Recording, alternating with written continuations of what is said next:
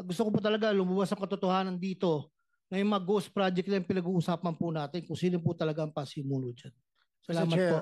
if I may, with the indulgence of Senator JB, ang problema sa iyo kasi, Mr. Alcantara, ikaw yung hepe. Tama? Dapat ini-inspeksyon mo. Pangalawa, kung mo sabihin wala kang kanalaman, yan doon ka sa limpak-limpak na pera na iniimpake. Sana tinanong mo saan galing ito mga iho. Napakarami naman. Kung mo sabihin hulog ng langit yung pera na yon. So it must have come from somewhere. It must have come somewhere na illegal. Kaya napakadaming pera. Kaya wag mong sabihin at wag kang magmamalinis dito na sila lang, puro sila din naman. Well, ma'am, ikaw yung hepe. Dapat doon pa lang kagad nakita mo na napakaraming pera. You would have stopped them.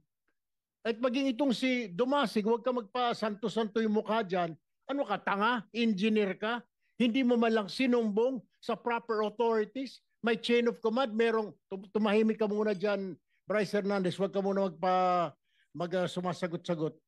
Ikaw Dumasig, you could have went to Metro Manila sa office ni Secretary. Unless kasabwat din ninyo ang Secretary. O kung wala ka ng tiwala, doon kay RD. Nagsabuatan kasi kayo. Dahil kumita kayong lahat. Kasama ka sa kasino eh. O, pinikit mo na rin kasi ang mata mo. Nasaan yung social responsibility, moral responsibility mo sa bayan na ito? Nanumpa ka pa?